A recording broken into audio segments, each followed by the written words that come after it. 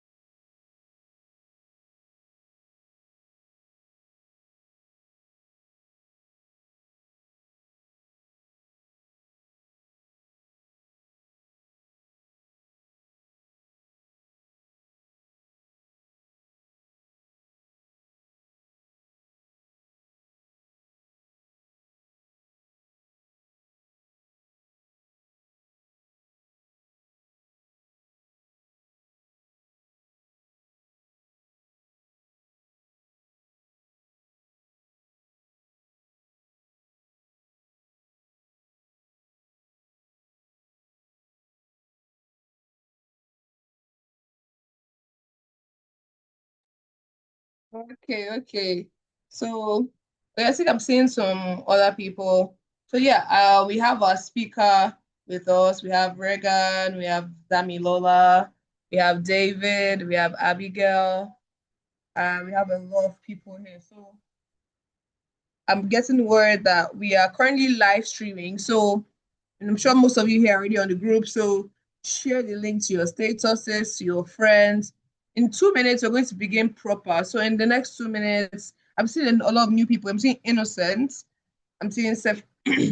Just drop your name, where you are joining from, and what exactly you're doing in cybersecurity, or whatever you are doing. Like, it can be anything. It doesn't have to be a specific thing specific to cybersecurity. So yeah, I'm waiting. You guys start dropping. Drop. I mean, Daniel, you can even introduce yourself.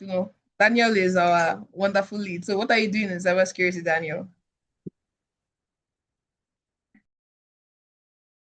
So, okay, I think someone wants to speak. I don't know if, but then Daniel, am I right? Or is that on my end? Like, I think that's my end. That's on my end. All right. So in a minute, we're going to begin proper. So if you have friends that haven't joined yet, please tell them to join in. I don't know, social. So do well to join right now. We are also live streaming on YouTube. So YouTube community, if you are currently watching, you can drop whatever you are doing, drop your name on the YouTube chat box. In a minute, in less than 30 seconds, we're going to begin proper.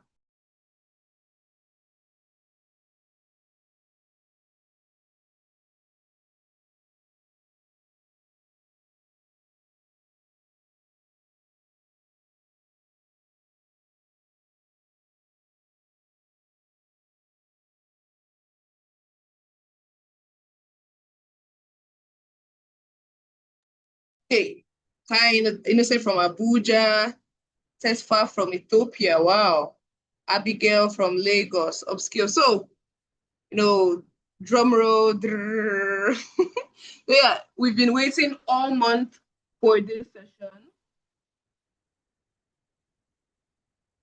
We've been waiting all month for this session, and we are finally of March 2026. We have an amazing speaker with us right now, the name of Adesola Oguntimehin. But before I go into why this is happening, we have to actually talk about what this whole session is about, right? So I'm sure you guys saw the flyers, you saw people sharing it, you saw us even doing videos, right? So I'm wondering, what's happening? Why are these guys doing this, right? And it's really, really crucial for a time like this. Cybersecurity is one of the most talked about fields right now. But a lot of people are not job ready. You'd see a lot of quote unquote cybersecurity camps or 3-month boot camps, and nobody still has the skills to be able to get a job. So there's this gap between learning and doing, between the certifications, ISC, and all that, and actual impact in their community and in their workplace. And that's why we have today's session. And so I would give Daniel the stage to give up the opening remarks for today's session. Daniel, over to you. All right. Thank you very much for that. Good morning, good afternoon, good evening, everyone. And it's amazing to have everybody here. Welcome to once again another session. It's been amazing so far. This should be our 15th session, right? And today is not going to be different. Just a brief about the CyberCrooners community. It's a cybersecurity community, and we just have just one mission, to raise the next generation of cybersecurity talents across Africa. And by the grace of God, God has been helping us. We have been able to achieve, some of that. We have a WhatsApp community, and also we have monthly sessions like this. We bring in industry experts like Adesola, to bridge the gap between, we and the industry, right? We want to get into industry, but there's a divide, and then that's why we bring industry experts, to give us insights and advices on how to, go ahead. We also have X spaces every month, right? Like we did yesterday, we had the panel session on tech versus academics, and it was very amazing. The reasons why we have this session is just so that we can give back, give our 2 cents to the community. Recent updates, we recently just launched our Ethiopia chapter, and we even have our lead here, Tesfa, joining us from Ethiopia. So this is just, in the bid to reach, every part of Africa, and share the word of cybersecurity. And today's topic is the job-ready security professional. And I think we all know everybody wants to land a job in cybersecurity. However, um, the strategies have changed, right? And Desola is one expert that has been in the field when it comes to even recruiting, revamping of CVs, and she's actively into the compliance part of cybersecurity. However, um, she's an expert when it comes to landing jobs and strategies to get that your dream job. And I'm happy to have her on here. And I hope at the end of this session, we'll be able to learn one or two things from her and have takeaways. Thank you very much, Frida. Okay. Thank you so much, Daniel. Again, remember, we're about to start the session proper. So you guys start sharing this link to your friends, to your friends of friends, to your enemies of your enemies, as many people as you can reach right now. So now we are going to introduce the reason why we are here, right? Sorry, give me a second. Yeah. We're going to go into the session proper. And before going there, we have to actually introduce you who exactly we are talking about here. Who exactly is this lady that is here, right? And my voice has to be very clear to introduce our speaker today. So our speaker today is Adesola Oguntimehin. She's a cybersecurity GRC and compliance professional founder. I want us to see it. So give me a second while I display her intro on the screen for us so everyone can keep up with everything I'm saying. Give me a second.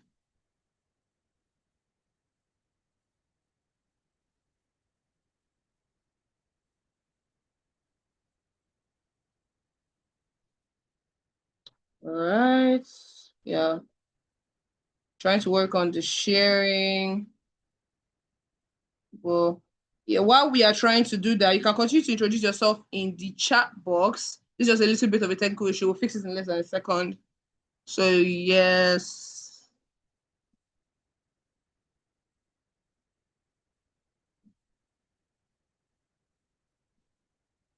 All right. So as not to waste our time, I'm just going to continue without that. So yeah, she's a cybersecurity GRC and compliance professional founder of the CyberPatron Network. She has over 5 years of experience spanning across various industries. Certified in compliance management systems and AI security, she expertly integrates strategic frameworks to drive organizational growth, ensure regulatory compliance, and mitigate risk. As the founder of the CyberPatron Network, Adesola provides cutting-edge security solutions and training to individuals and organizations. Her passion for security extends to empower the next generation through her cybersecurity summer camp, where she teaches kids about online safety, the next generation.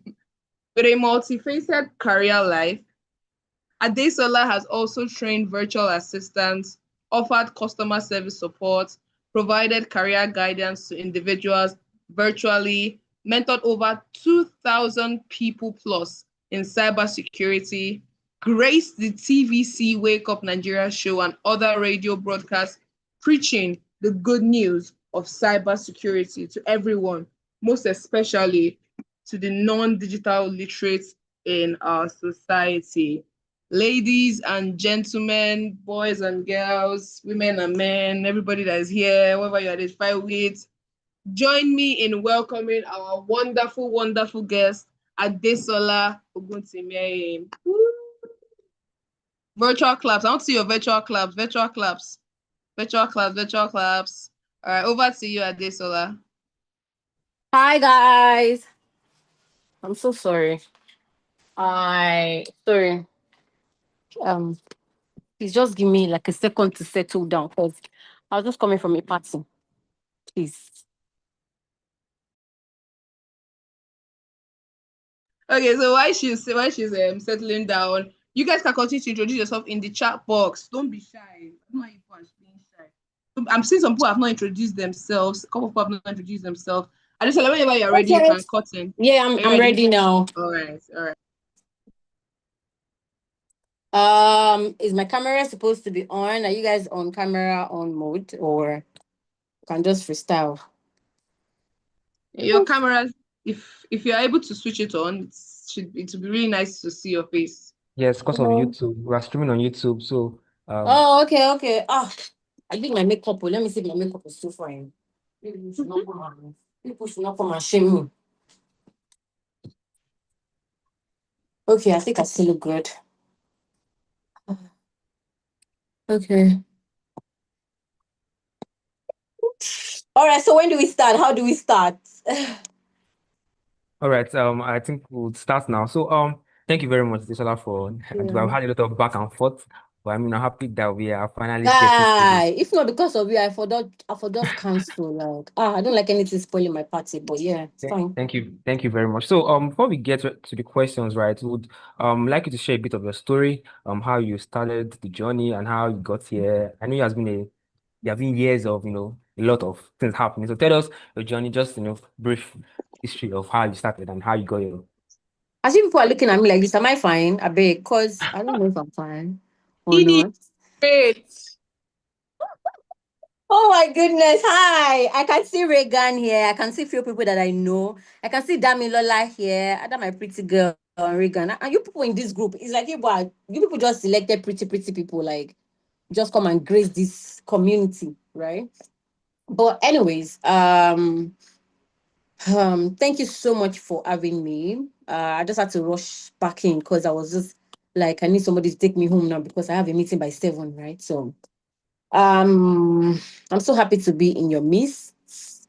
My name is Adesola, like you guys know. I think a lot of people here should probably know me already, yeah? A lot of people should know me here already, but a little about myself. How did I get into cybersecurity? Cybersecurity was just one thing that I would say that I never thought that I would want to do.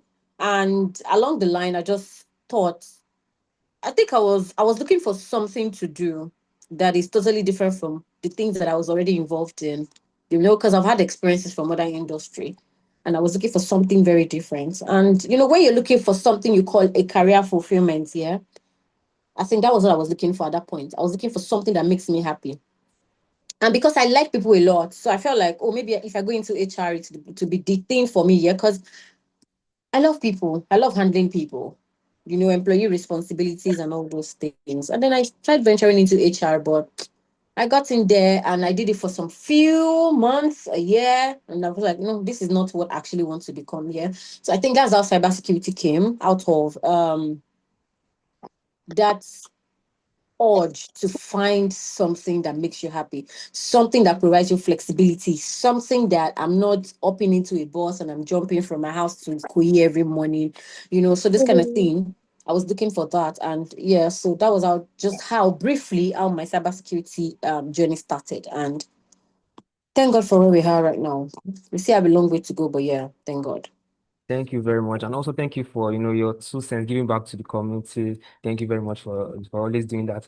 Now we have a couple of questions. We have like a lot of questions, but I mean, this session is scheduled to just be an hour plus. So we'll just try to take the ones that we can and also give Okay. opportunities for guys on the call to ask a question. Also, if you're on YouTube, please also drop your questions in the chat box. All right. So the first question we have here is, if you had to start over today with zero experience, what exact roadmap would you follow in your first 3 to 6 months?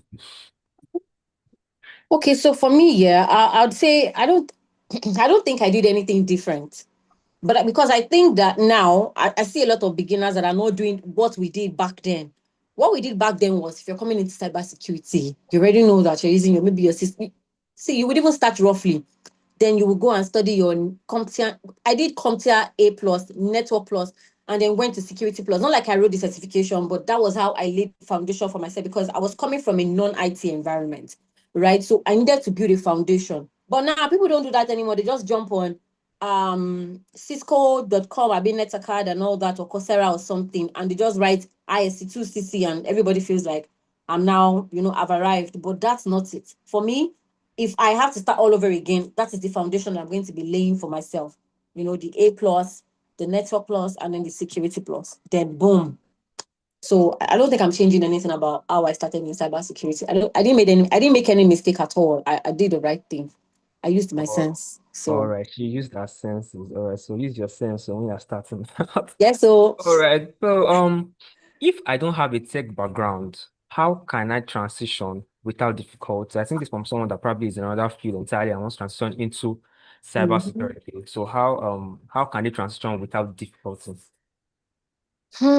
Okay, so transitioning without difficulty is I think understanding cybersecurity itself. All right. We have to make people understand that there are different career paths in cybersecurity. And if you're coming in from a different field, sometimes when I meet people who want to start cybersecurity and they're coming from different kind of field, especially people who are already into admin or law and all those things, I just tell them to look into GRC, because why? That is where you can perform very well as an administrator. So I always tell people, like, okay, what, you need to really understand what this field is about before you can hop into it, so that you don't rush in and then rush out. It's just like somebody I mentored for about 6 months, and then one day he woke up and told me, oh, I can no longer do cybersecurity again. I want to do data analytics. I'm like, after wasting 6 months of my time, I'm happy that the person was able to at least find something they desire and something they want to become. So that's it. You need to really understand what cybersecurity about. Look at the transferable skills that you can bring in from where you're coming from to where you currently are now. So those transferable skills will probably just help you navigate on.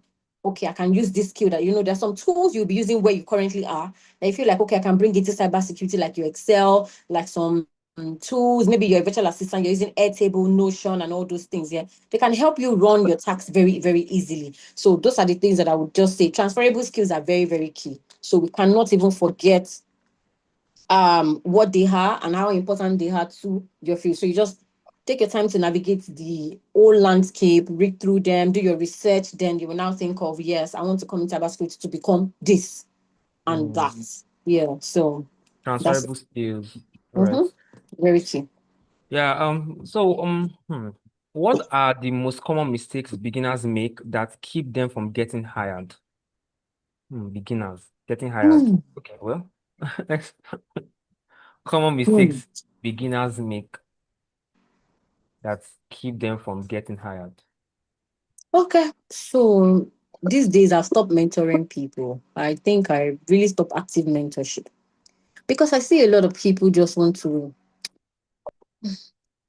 I don't want to talk too much, but people that were on Hex, they will see the drama that happened this past week. Yeah, you can see what happened, how it happened, and all those things without mentioning name before they go and call my name again, right? So you see that people actually don't want to build something tangible. They just want to build followers. They just want to be known as this so that they can come outside there and tell you, oh, I'm running a stock class, I'm running a GRC class, 100,000. That's what people want to do. But we know people who have laid foundation. We know people who have put in the work. The mistake people make is skipping that foundational level. And then you're hopping on the fact that, oh, Reagan is always talking about what she did at work, and boom, you want to start researching on what she did at work. You don't know what she has done before she got to where she is. People are not willing to do the work. They're not willing to put in the effort that it requires for them to get to where they want to go. People just want to be known as, oh, I'm a cybersecurity professional. I think it gives you some kind of bragging rights out there. But when you want to get a job, nobody's going to look at how many followers you have on Lex, except you want to be an influencer or you want to maybe push a brand. Nobody's looking at that. They are looking for people who can actually work the job, at least 90%, because these days organizations don't even have time to train any employee anymore. They don't have the resources to start teaching you this is what you're supposed to do, this. So they just want to hire you, come in with the right skill, and they move on with it. So if you're coming in with, oh, I have done this one, I want to get it. You know how many people come to my DMs tell me, I need you to help me get a job, and I've been seeing you on the TL, and I'm like, my dear, you're not there yet, though. Don't stress me. I'll tell you the truth, and which is one of the things that I told what I told someone, and then they just felt like, oh, maybe you were too blunt. But I'm going to tell you the truth, because I can't push you to a recruiter and they would ask me, where did you find this person? I've done it before. I've done it for people, and I was so disappointed at what I'm like, this guy is always talking about this thing online. So how come you don't know how to answer your interview questions? It was very embarrassing. So those are the mistakes that people make. You need to really take your time. See, if you do this thing for 2 years, nobody's going to beat you. Nobody will ask you, oh, you've been doing this thing for 5 years now. Nothing else. See, it's best for you to take your time to build. Then people don't just build houses and just move into it. You have to be sure that, yes, this thing will not collapse on my head when I sleep at night. Confidently, then you're moving. That's how you build your career and your dream. Don't look at everybody online. Oh, they have 10,000 followers and you have 100. And then you're like, oh, is there something they are doing? People are not doing it right. You need to go back to where you start from the foundation, build the needed skill over that towards that particular career path that you selected. Find a mentor in that field. Look for interview questions to prep you. Someone that can hold your hand along the road. And I'm telling you, it's going to be a very big success story. But don't look at everybody. Don't look at what people are doing. Your story, other people's story cannot define your own story. You have different destiny, yeah? So I think that's just one thing I've seen these days that I did not see about 4 years ago, where we were just like, what is going on here? When we're just crawling in and all those things. It's totally different now. Yeah, shots were fired, but I hope it took the points from what Adesola said. Very keen. All right, so at what level is it okay to start applying for jobs? 0 to 5 years? Question mark. Okay. And what I say every time I'm asked this question is, when you feel like you are ready for a job, sincerely, you are ready. When you feel like, oh, yes, I think I can apply for a job now, sincerely, that time you are ready, because you're the only one who can tell the truth to yourself. There's no lie. There are times when I would even see vacancies and I would send it to people and they would tell me, Auntie Adesola, I don't think I'm ready yet. Hello, Ma, I don't think I'm ready yet. I like that you know the truth.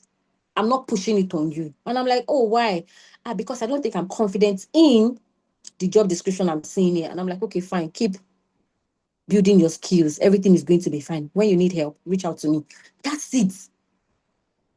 when you look at a job, a vacancy, and you can't answer 80% of the question of what is required of you as an employee, if you can't answer 80%, then forget it. Don't stress yourself at all. All right. But when you see a job description, let's say, for example, you're going into SOC and you see a SOC and a security analyst entry level role, and you see the JD of everything they want you to know, the tools and everything, and you feel like 80% though, I understand this thing, I can confidently say yes, I understand this thing. Sincerely, go for that job. But when you see it and you feel like there's something left out, sincerely note those things so that you can start building up on them again. What I do sometimes is I look at GRC job vacancies. When I was applying, I look at 4 different vacancies. I see the same role, compliance, compliance, compliance. I want to see what is different from different organization, different industry. What are they requiring of me as a person? Which of these skills do I have? Which of these skills do I need to build again? Which of the regulatory compliance framework do I need to hone again? Do you understand? Those are the things that can help you. But you again are the only person who can tell yourself the truth. You see all those things you used to see online that people will come and be bragging and be saying and say, oh, I can confident. Most are ChatGPT stuff. So don't look at that. Be very confident that you can answer all your questions, and also practice, practice, practice.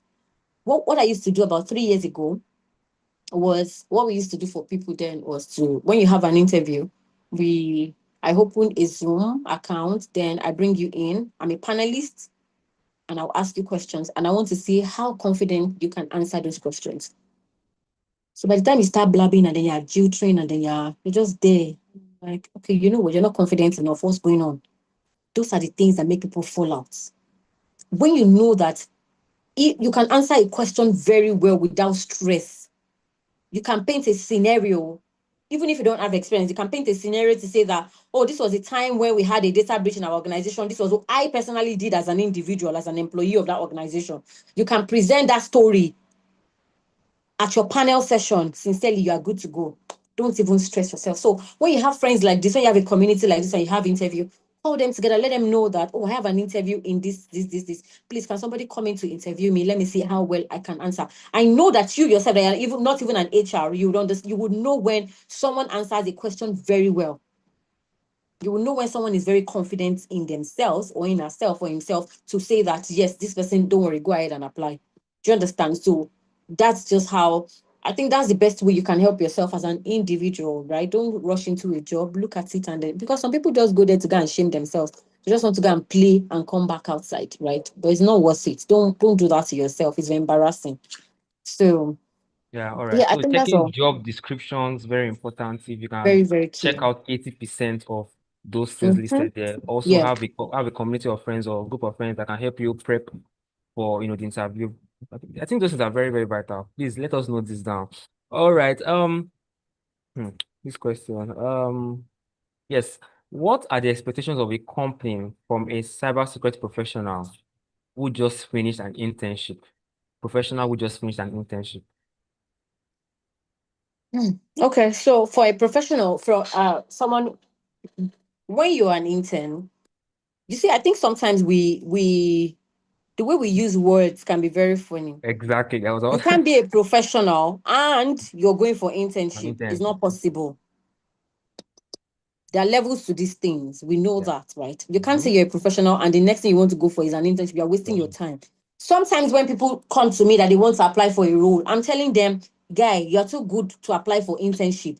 Some people would even say, I don't even mind if they don't pay me. Why are you wasting your time in a company where they don't pay you? So you're going to tell me you're going to be taking bus from Ojodubega to Ikoyi from Monday to Friday or 3 times a week without salary. Why? Don't do that to yourself.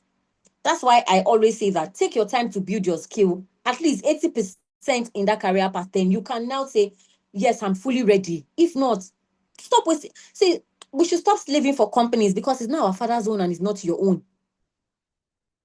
At the end of the day, you wouldn't even finish the free internship. They will not pick you. They will not tell you they want to retain you or something. Total waste of time. Some people will even do it in a company where when you add it to your CV, it does not make any sense. So I don't think those things are very, very key. What you can do for yourself is always remember that I cannot be a professional. I can't say that I can answer 80% of what is on my job description and I'm applying for internship. It's not possible. Build your skill to a point where you know that confidently I can get into an entry level role. 0 to what? 3 years experience.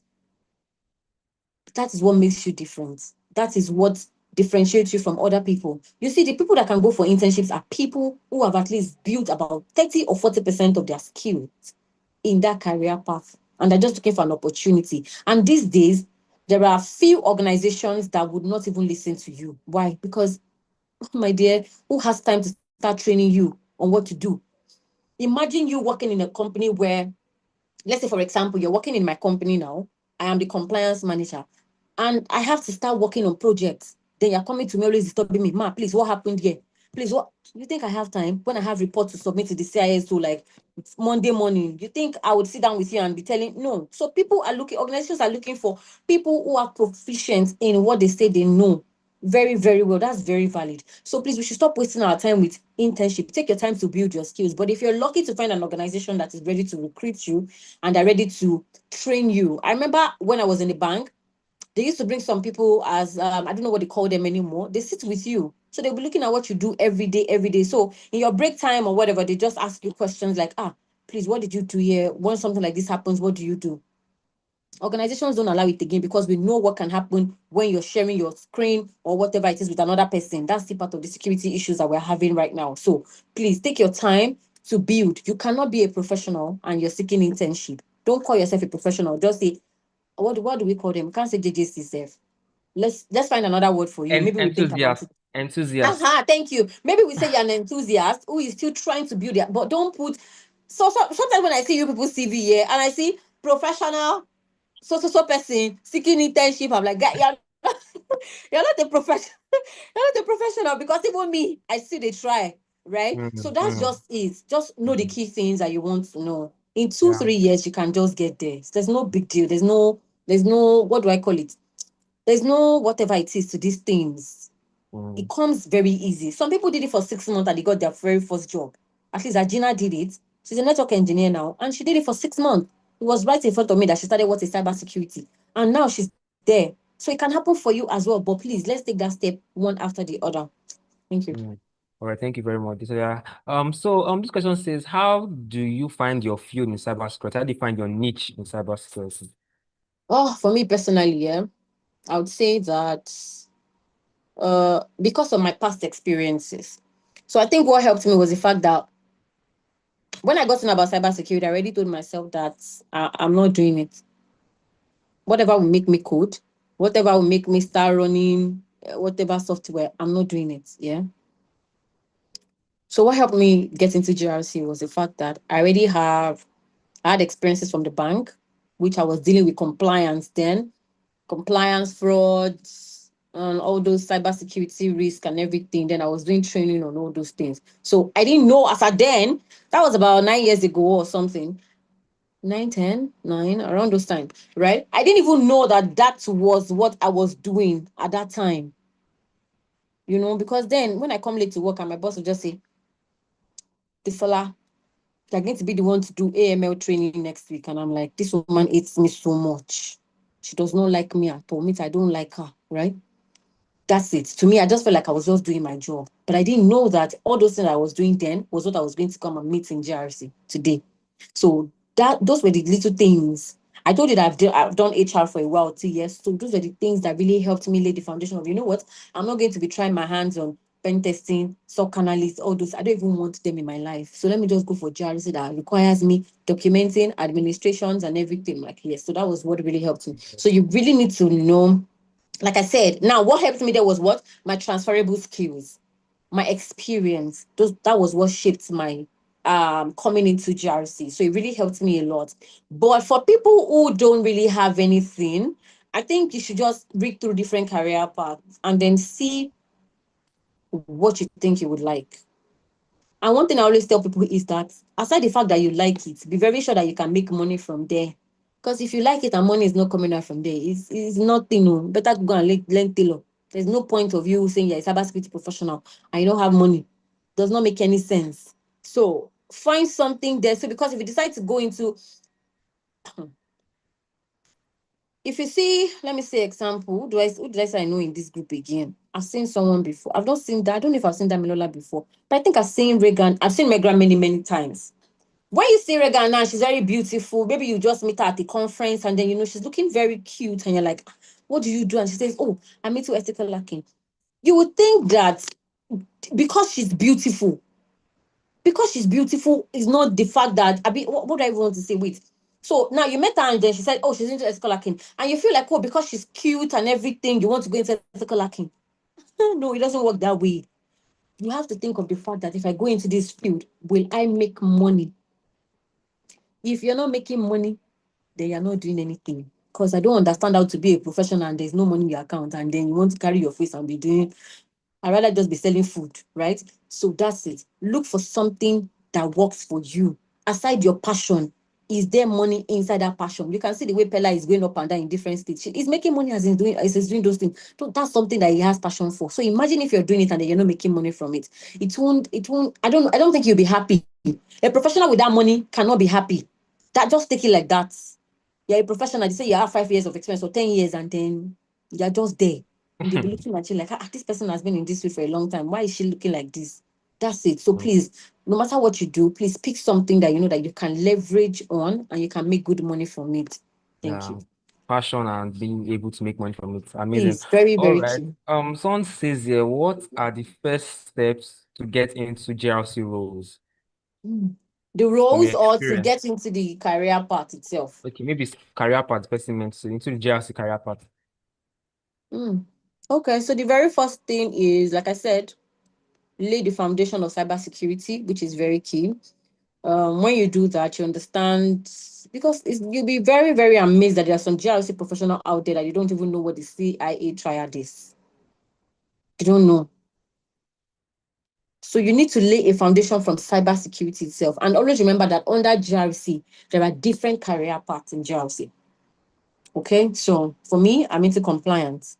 We have risk. We have information security analysts. We have IT auditors. We have different ones like that. So you need to pick something that really works for you inside that path. All right. For me, I don't know why. I just like compliance because I've been doing compliance from banking days. So it was very easy for me to get into compliance. So once you get that, you see getting into GRC. GRC is not like the other career paths in cybersecurity where you can just find the resources or material flying up and down on X. No. GRC, sometimes you have to purchase resources that you would use for your learning, especially if you want to do self-paced learning like I did when I started out here. You have to find resources. It's not easy. You have to know, if you're picking risk management, you need to go and research on risk management. What are the beginners courses you can do in risk management? If you go on Udemy, you will find what you see. One thing about me, yeah, I think I'm a very brilliant person. And the reason why I'm saying that is because no matter the field that I'm going into, you have to start with me with what is. I think I remember from secondary school, anytime I want to have a test in maybe any subject at all, the very first question I answer is the one that will ask me, what is biology? What is geography? Because I know that I don't cram down on, there's no way it's running away from my head. So you look for the what if, what is, those are places where you can start from. What is risk management? What is compliance? That is going to help you understand. That is the places where you can start from. Then look at the transferable skills from every other place that you can add to it. That's all. GRC is not even that hard at all. If you understand how to write, to paint scenarios, to do documentation, reporting, and everything, I think GRC will be very perfect for you. But if you don't like any of that, it might just be difficult. If you like to play with tools, because we don't really have all those sophisticated tools and everything in our own path. But yeah, if you like those things, it may not just be for you. All right, thank you very much. So now we all know that to apply for jobs now, like submitting your CV, there are always some AI tools that probably your CV will pass through and then they'll first check. So how do you feel is the best way to apply smartly for jobs now when it comes to your CV? Like making sure your CV is probably detailed to the job description so that you don't, probably fail the AI check, the ATS check, and all of that. So what's your advice on that?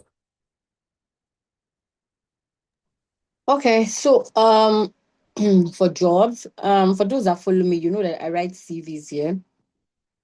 So recently, I wrote a CV for a client in the UK, and when he sent me the job description, I'm like, so he sent me another document with it, and I'm like, okay, what's this document? I read through the document, and they asked him specifically, if you use AI to write your CV, kindly tick your box here, yes or no.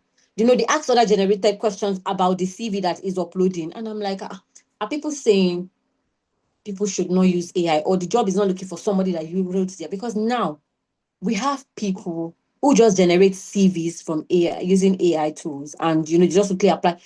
When you quickly just say, kindly write me a CV, 2 pages for this job description, boom, it sends it, they copy and paste, edit some few things. Some people will not even know how to edit it or remove all those star, all those things. They just copy. I've seen a lot. They just copy and paste directly and then just send it to you, because why? They're in a rush to apply. Because by the time you check, they said 1,000 people have already applied for this role. Then you want to like join the 1,000 people.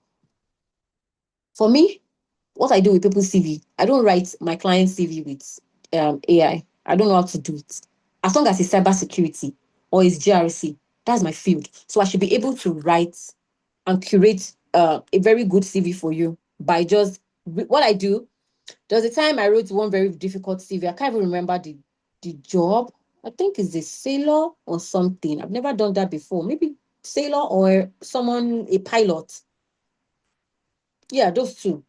What I did was to go and read. It took me 2 days to read about that job. It took me 2 days to read about it. I was reading online, I was researching so that I can build tangible bullet points from their job description and what they do every day of their lives.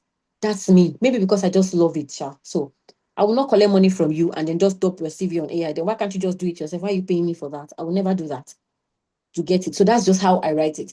And that's the best way I will still tell people. No matter how much people will tell you, oh, leverage on this, leverage on that, I'll still tell you, it's best for you to curate this thing yourself. And if you want to match ATS, what you need to do is when you see a job description, right? You're looking at the job description, you're looking at your CV. There are certain things that will be on that JD that you're looking for that is not on your CV.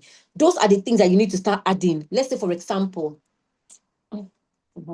so let's say, for example, they're asking you about a particular tool. On that tool, you're seeing, what was GRC to Splunk, you're seeing Suricata, you're seeing Linux and all those things. And on your CV, you just have I really don't. Let's say you just have Drata, you have Vanta, you have all those GRC tools, and that's it. But the JD here now is for a GRC person, but they have some other tools from other places there. What you need to do is to lift those things, put it on your CV. I'm sorry, you're not lying. You're just trying to get a job, right? So that's one thing that I would advise people to do. Know how to look at a job description. What are they looking for in who they want to hire that is not on your CV? What do they want you to know that is not on your CV? Are they requesting a particular kind of regulatory framework that you don't know about? Add it to your CV. What I do is I add it to my CV. I go online immediately to start reading about it so that if I'm being called for an interview, yeah, I'm not completely blank about what they mean. For example, there is a regulatory framework they use in Canada for their data privacy, and it's called PIPEDA. I'm in Nigeria. I don't reside in Canada. But if I see a job that is remote in Canada and I want to apply, and the job description is saying PIPEDA, DORA, and co, I'll add it to my CV, my dear, because if not, that might just be the tangible thing they're looking for that you don't have. It's not just about the ISO 27001 and all the rest of them. No, they might just be looking for people who can execute things. Maybe they're looking for someone who can handle fraud cases, somebody who can, contain incidents, BCMS and co. If you don't have it on your resume, the ATS machine will tracker or whatever it is will scan you out. They will pick the top people that matches what they are looking for. And that's why a lot of people don't get a call back, because my dear, when I already have a system that can filter you out, why am I calling you back again, right? So you need to always understand the job you're applying to and check your CV. And that's why I always say again, don't be in a rush to apply. When you're in a rush to apply, that's why most people don't get a call back, because you did not take your time to read that job description to see what they are looking for. But because you feel like, oh, I'm a SOC analyst and I have 3 years experience, and the job is saying between 1 year and 2 years and 3 years experience, you want to just apply. No. What I want in my company might be different from the former company you're coming from. Okay? So take your time to read through what they are looking for.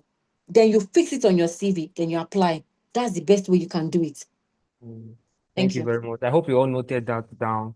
You need to start applying smartly these days because those AI Yeah, you have systems to are thank already you. there to take you out of it. And you can even be skilled enough, but then you're not matching what is there. So You're not matching I mean, it takes exactly. you out.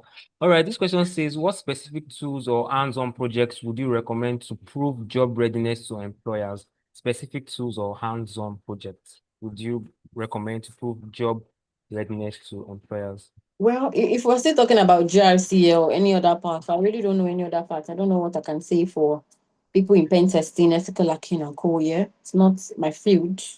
All right, So for I don't GRC, know. what would be your for GRC? Okay, so for GRC, you're saying the tools, yeah? Yeah, or projects. Oh, okay, projects. Yeah, project. Okay, so for projects, yeah, I think, okay, the very first thing I would say is for every person going into GRC, it's very key that you understand your policies, your regulatory compliance framework, your standards, and everything else. Those are very first thing. You can practice writing a policy yourself. You can practice risk management or risk your asset inventory, all those things, analyzing critical assets and then understanding the kind of risk that are attached to them. Those are key things that you can do in GRC that will probably help you. Under each niche of GRC, there are one or two things that you can put your hands on, that you can even build your portfolio on, and then document it on your portfolio that, yes, I did this, even if you didn't do it. Even if you didn't do it, you can just say that, oh, I did this thing, right? Just ensure that the key things: know how to write a policy, know how to use your ISO 7001, know how to, what other one I would write it to my student again? It's a lot, but I don't think I can remember them now. But yeah, those are, just look for few key things. For GRC, they're very, very easy. For like SOC now, I still have an idea of SOC.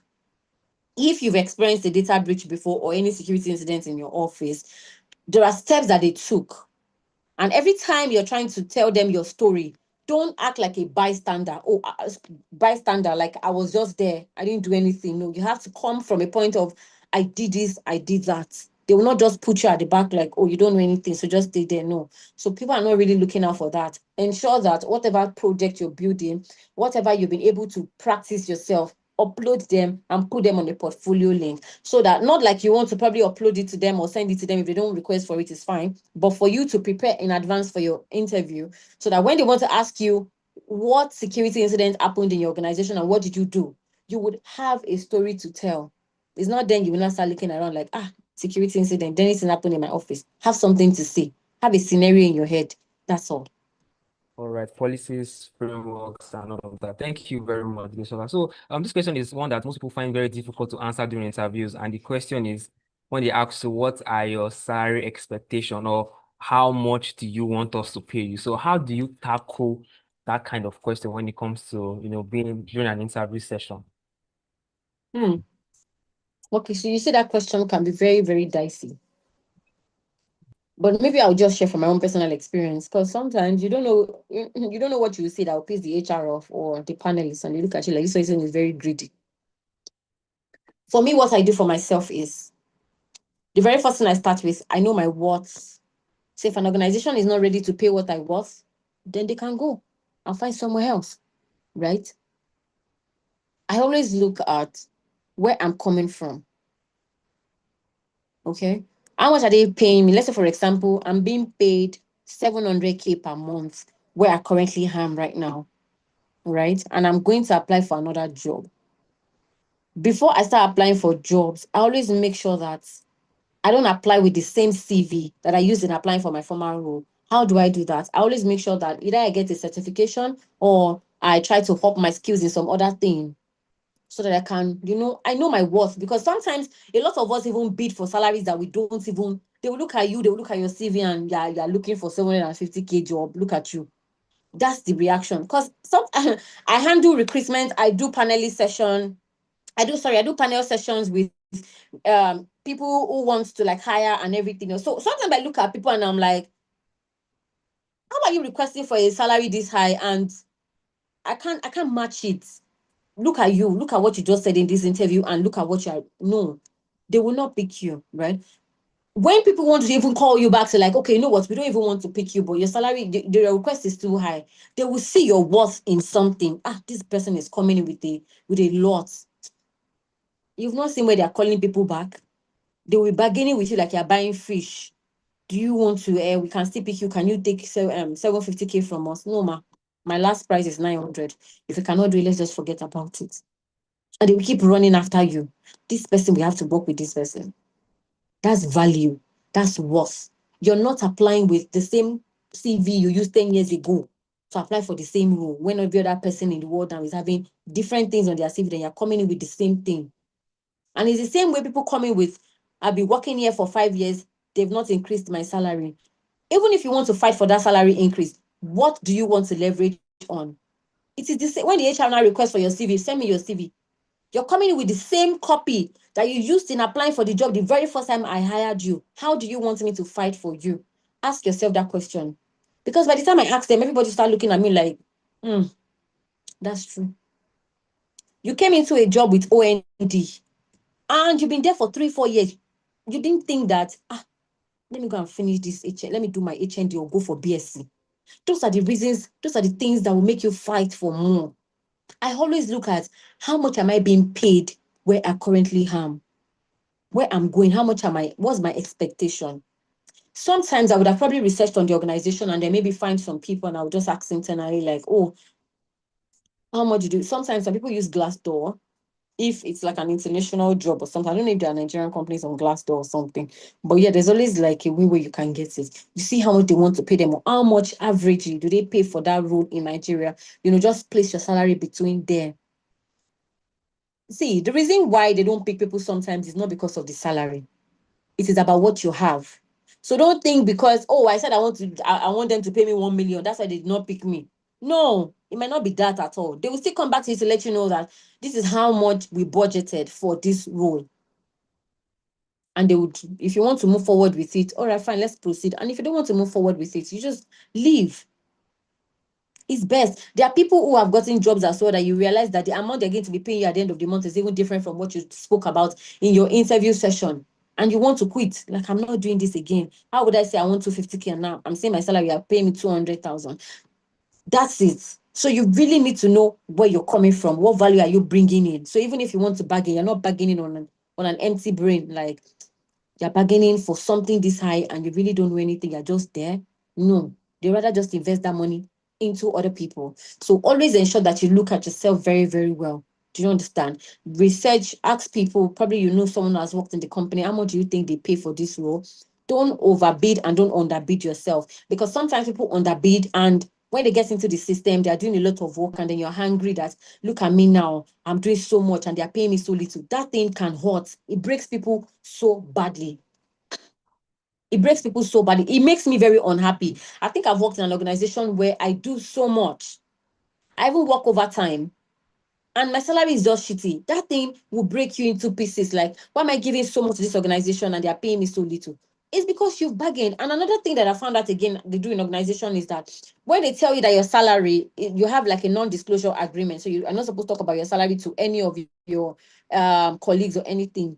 You will just realize that the salary that you bid for where you were being interviewed is what they are going to pay you. So let's say, for example, the HR, because normally when we do HR duty, we would have budgeted a particular amount for the role. So let's say, for example, we budgeted 500K for whoever we're hiring for SOC level 1 officer. And then I interviewed you, you're very good, and I asked you, how much do you want to? Because you're very excited, you just say, 300,000. Guess what? If the HR or the panelists are God-fearing, they would offer you something higher. They would just say, she said 300K and our budget is what, 500. They might just look at you and say, let's give her 400 so she can be happy. By the time you open your letter and you see 400, guess what? You will somersault, you backflip. You'll be too happy. But guess what? You're giving them 100K back. By the time you now get into the system and you see the same person that was hired or somebody that's working your role, almost the same thing you're doing, maybe one day you guys are now very close and they're just gisting and they say, is it the salary they even pay us? 500K every month. And you're like, 500K, really? How? That's how much they pay me. How much did they pay you? 400. How? That's it. I mean, what do people say now, Gen Z people? They say clock it, Abi. Yeah, that's clock it. Because your head, sincerely, because your brain will just fly out like, we're in the same department, we're doing the same thing, and you're collecting 100K higher than my salary. That's why people After you're don't. giving testimony in church already, Exactly, in yeah. charge. Do you understand? So that is why people, that's why I think I found out when I was still working myself, not even as an HR, and I was like, and then I just found out that somebody in my own department who was earning higher, and I'm like, this girl came in after I resumed. So how? Is there something different about her? There could be reasons why that will happen. Sometimes it could be because of certifications and everything. So HRs can be very dicey with their pay. So let's say, for example, maybe you're fighting and then you only have ISC2CC. Meanwhile, Reagan has CISSP and co. Right? You can't be on the same salary level with someone that has CISSP now, right? So that could also be the same thing. So you have to understand how to bid your salary. Don't do too much and don't go too low so that you think that because of my salary they'll pick me. My dear, no. You are helping the organization when you should charge yourself. HR will meet our own KPI by reducing your salary. But will you be happy coming to work every day, knowing that you should charge yourself, right? So always just know how to, there's no balance. But that's not the reason why they don't pick you. They don't look at you like, this person is very greedy. The only reason why they look at you as a very greedy person is if you don't have anything tangible to present to that organization. I don't think I've ever turned out anybody from any panel session because they're asking for 1 million as salary. I want to see what you have. You can't have certifications on your CV and you will bid for something. I will tell you, you don't deserve it. No. Okay, so let's just put in more effort to ourselves. Let's have what it takes to even say, I want to increase my salary. Because I feel like when you work in a place for 2 years, 3 years, they should think of salary increment. And if you're not thinking, sorry, let me just say one thing lastly. I feel like a lot of us have this fear of, I don't want to talk to the HR so they will not sack me. And that's why most of us are not doing very well. You don't know people that are in your team that have gone to see the HR in the office to tell them that, madam, I've been working here for 3 years now. They've not increased my salary. What am I going to do? And the HR will discuss with them, okay, let me see your CV. What do you have now? HR will sometimes even advise you, why not go and write this certification? When you're done, come back to me. I will push it. People take steps. So don't think that because you're laughing with that person in your department, you think you're in the same level. Some they would have increased their salary higher than yours and you're still there giggling with them. People make moves. If you know what HR sees every day, you will know how to be very smart for your own self and know that people in your organizations are not really that your friend that you think that they are. Do you understand? So please, let's just be wiser and be Very, smarter. very important. This reminds me Very of key. something that happened when I was doing my internship on the island. So Mm-hmm. they told me that they were going to pay me a particular amount of money, right? So when Yeah. I finally got into the company, so System. when they paid me my first salary, it was times two of the money. Me, I was already happy. Well, maybe they already should maybe think about it. So just for the next 2 days, then they tracking to meet me now. Sorry, we overpaid you. Please send us half of the money back. I was like, sure, now they do this kind of thing. Like, I thought people have, and I asked my teammates that, please, how much are they paying? Actually, it was even the amount that they, times two of it that they paid them. And I was really, really sad. So, You see? sometimes these things happen, and well, God will help us. That's all we can say. All right. So, there's a question I saw here. Yes, this will be the last question. We'll take one more. There's one on YouTube, and we'll take on-site questions, and we are done. So this question says, what are the most overlooked non-technical skills that can directly impact employability in cybersecurity? Non-technical skills. This person is speaking to like soft skills and Yeah. all that can Okay, impact. so I'll say that for soft skill, you see, you look at yourself, you reflect on your personality, and for me now, I don't think I will have technical expertise on as my soft skill because I don't even like anything technical. Do you know how many times all these my guys on Hex are telling me come and start using Linux, and I'm still on my Windows because I don't want anything that's stressing my head. I don't like technical stuff, so I will not put it on my CV.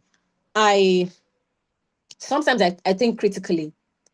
And before you even add a soft skill to your CV, think about the job.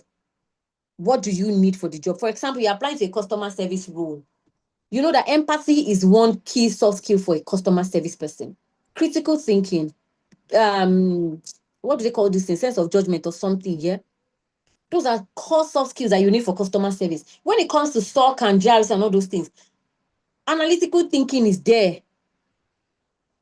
you don't need a lot of empathy because you're not really dealing with clients like that. So your empathy cannot be part of the things because why? Adaptability can be there because you're thinking of get a remote role. You have to be able to adapt to your people, your team members from different countries.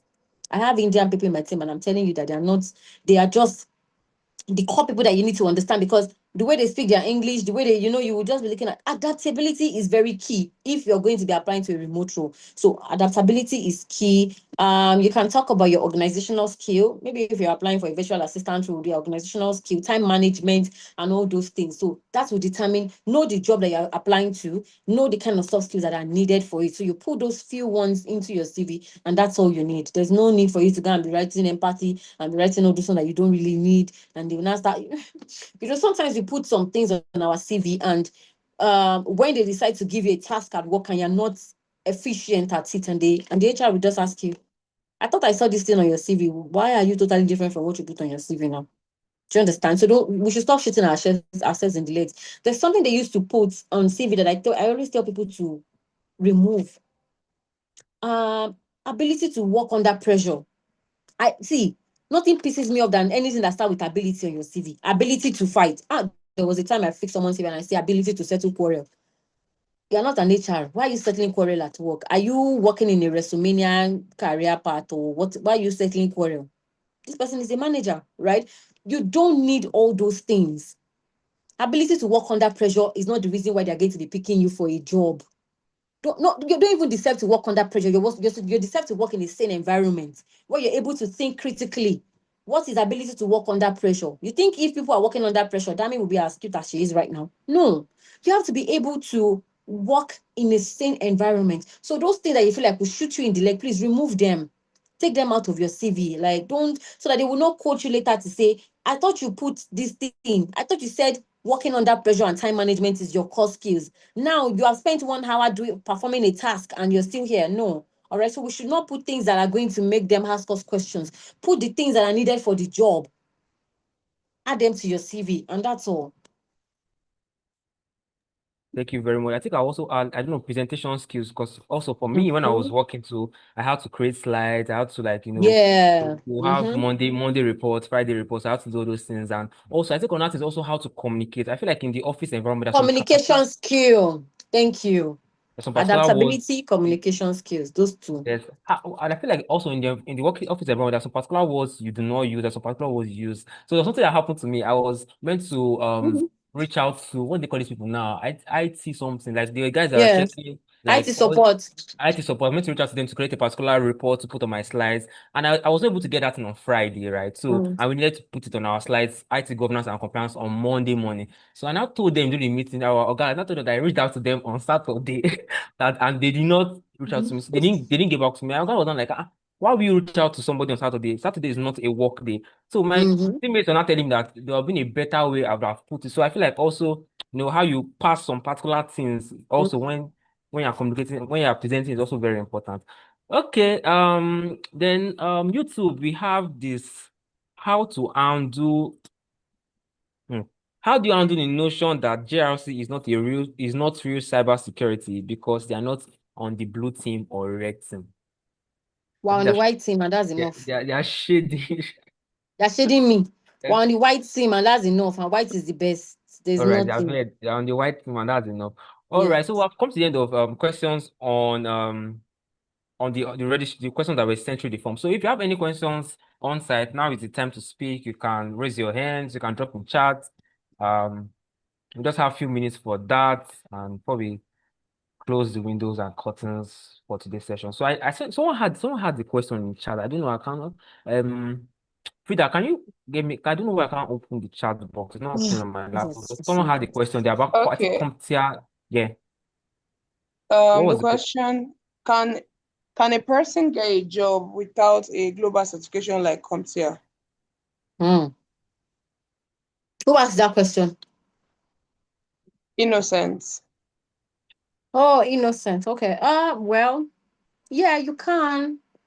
I think most times it's more about luck and all that.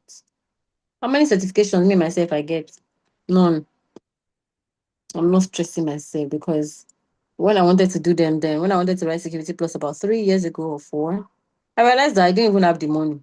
So I'm like, am I going to carry almost 500K from my account to go and write one certification when I don't even know when I'll get the job with it, right? So to me, your skill proficiency is the very first thing that you need to look at. You don't necessarily need to go and pack all those certifications. Some people get their certifications when they get a job. Some people, the organization even pay for their certifications and they move on. So you don't need them like that. But if you're able to write them, please go ahead and write them. It gives you like an extra edge at that job application as well, right? But it's not like very, very key that even if I don't have money, let me go and borrow money to write. No. Security Plus, I don't have it. The only certification I'm working towards now are now advanced Java certification, which I'm planning to write this year. And that's the only thing that I'm putting, efforts into. But you see, even your ISC2CC, I didn't write it because that one does not even move a single door. It doesn't even open one door like this. So I don't just put effort into this. I was just basically building my skills for myself. But if you have the grace to write them, please go ahead and write them. It might just be very good for you, right? All right. I think there are more questions in chat. So Frida, can you take those questions? I think there are 2 questions, and any other Okay. questions, you can reach out to Adesola on X. She'll do more than be happy to answer you. All right. So next question is from Favor. It says, hi D, what should a person do in a scenario where they don't know anyone in the company to ask about the salary range and they are not so sure about what to charge? How can they balance it so that they don't underbid or charge too much? Okay, so I think this only happens majorly with people who are just starting their career. If you're just starting your career in your first year, second year, or you're just getting into, let me apply for my first job in maybe cybersecurity. In Nigeria here now, I think from the statistics of what I've been able to work with, most of the entry level role starts from 200 to 50, depending on the company, right? And what they do. It depends on that. You may not be able to, and most times, yeah, some people do one thing they do is they reach out to people who work in the organization from LinkedIn.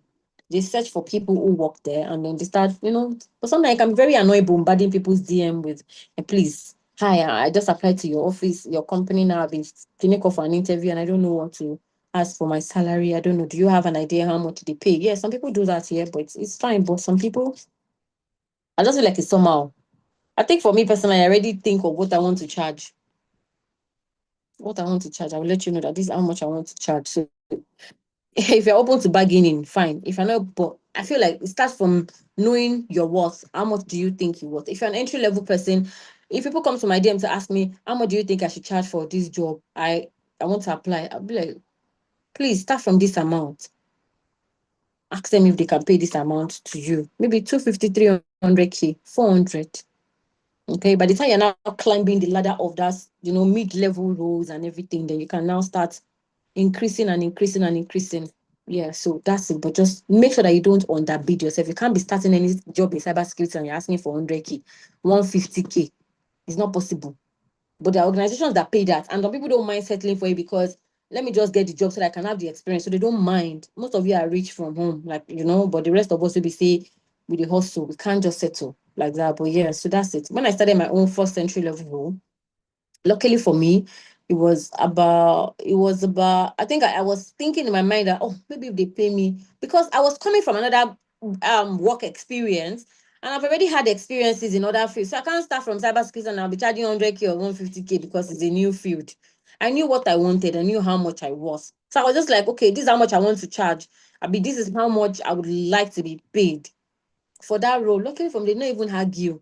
I was just picked. And unfortunately for me, they didn't even ask me about that, but I already prepared something in my mind. So most times they don't even ask you.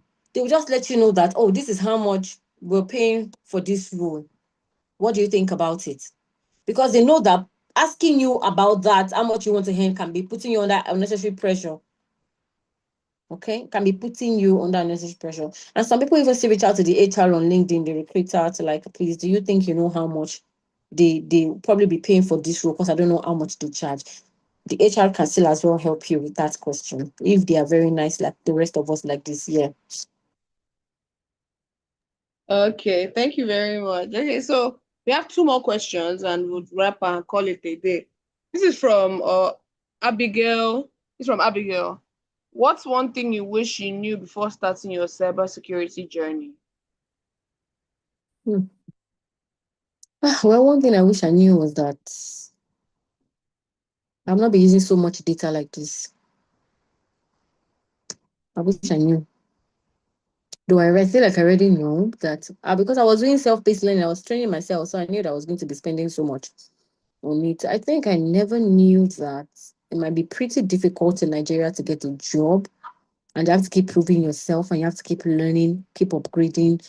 Like that's one thing you can't rub off. You can't rub off. You have to keep learning in cybersecurity. It doesn't end, and that's annoying. You can't even get to a point and say, "Okay, I've tried." Right? So that's one thing. But yeah, I feel like it's all career paths in this life, sure, because you can't just be totally reliant on the little you know. There are a lot of things happening out there that you have to be equipped. You have to have the knowledge of and they know how to navigate the industry very, very well. So you can stay relevant. If not, people you just see all these Gen Z that in secondary school and they'll just be your manager at work. Meanwhile, you're just an officer. It won't be making any sense. So those are the things that I feel like I wish I knew. Maybe I would have come in with. But now I think I'm knowing that now and I'm putting in the right effort that you don't rest here. Right here, there is no rest. You have to come in like with full force and be ready to give what it takes to it. So yeah. Thank you. Thank you very, very much. So we have our last question before we call it a day. This is from our YouTube, Tochi Rex. What would you say is the most practical entry point into cybersecurity for someone still in the university? Entry point. Entry point. What's the entry point? Sorry, let me think about it. Entry point for someone in the university. So that means maybe the person wants to get into cybersecurity, yeah? Well, for people in school, I think the best thing I always just tell them is if you have enough time, you can add cybersecurity to whatever you're doing, but don't lower your grade because you are leveraging on cybersecurity. Sometimes you might be studying international relations and you will come out with a first class and you come out with a first class and then you realize that that would help you even get to the top faster than the cybersecurity that you're trying to leverage on. The importance of cybersecurity is just the fact that it's an everyday thing. It's part of our everyday life. You can't miss out on that. So don't put too much pressure on yourself. Don't start putting in, oh, I have to do this, I have to do that. No, just put in the amount of effort needed. So by the time maybe you're fully graduated and then you have enough time, then start putting in the right pressure on yourself, like, okay, now I've done this, I've done that. And at the end of the day, even if you're still in uni, you still have to start from what is cybersecurity, understand it from a beginner point of understanding. That is the very first way you lay your foundation. So don't go online and then you see somebody talking about one thing or the other and then boom, you just hop on it and jump on it and then it becomes like, so don't do that to yourself. But if you're still in uni, I have a lot of people in uni, OAU, a lot of them, and they're doing cybersecurity like with so much effort. But I always tell them your CGPA must not go lower than this. You have to put effort into that thing that your parents sent you to school to do. All right. So just think about it, find a beginner course, just start doing that until when you start having enough time, look at places where you can learn practical stuff, start putting the little effort that you can put in there till you feel like, yes, you're totally dependent. There's nothing you have to focus more on again, and then you just go into it. Thank you so much, guys. Thank you so much. So yeah, Thank you. can you hear me? Yes, please. Thank you so much for taking out the time today. So there's Thank something you do you. in all our sessions every month. We do something called a photo session. You're looking very beautiful, so don't worry, you're prepared and you're ready, right? So the rest of every other person here would switch on their cameras and smile for the camera. Daniel has an imaginary camera that he uses and take pictures of us. Somebody asked that, are you single or are you ready to mingle? What's with that one? Is that cybersecurity too? I don't understand. I beg you. I'm not single. I'm about to marry and I'm going to invite all of you. All right. All right. Photo session. Can we turn on our cameras? Um, if you have lights in your house, too, and light is very bad like this. Some people- Okay, let me get Where is Regan? Where is Dami? I know those two. I'm seeing this new baby here for the first time in my life, and it's so nice to meet her. Is that favor or something?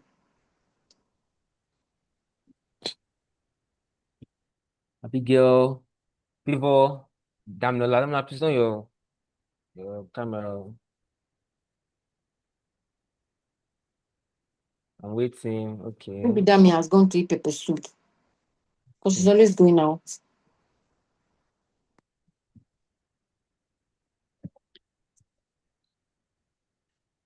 All right. I mean, I've taken the pictures already. I believe. Does anybody still want to turn on the camera? Let me wait a bit if you still want to. Okay. So you know, okay, you don't have lights. Oh, sorry. Oh, Too sorry. much. All right. I'm still. You can turn on for cameras now if Okay. Frida, you can go ahead. Okay. Thank you again, everyone. So before we come to a close, Daniel introduced the community, CyberCrooners community, and this session wouldn't have been possible if all these measures weren't put in place. And so if you're looking for a community in cybersecurity to grow, as a beginner, as a mid-level professional, as anyone, please join CyberCrooners community. And our amazing speaker, I've dropped her X and her LinkedIn. She's so popular.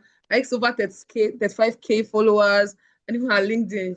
She's really, really good at what she does. And so if you want to have more knowledge, and if you want to reach out to her, if possible, if she's open to it, you can also reach out to her on either her LinkedIn or her X.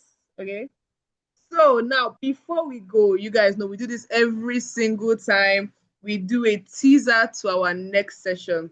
So our next session is happening next month. Woo! April 18th. And it's quite a little bit more technical than what we've normally been doing. It's called the nitty-gritty of digital forensics. And we're going to be joined by Julian Jerry, who will be breaking down how digital investigations actually work, what happens behind the scenes when cyber incidents occur, and how evidence is uncovered and analyzed. So if you have any Ghanaian friends, this is a Ghanaian speaker.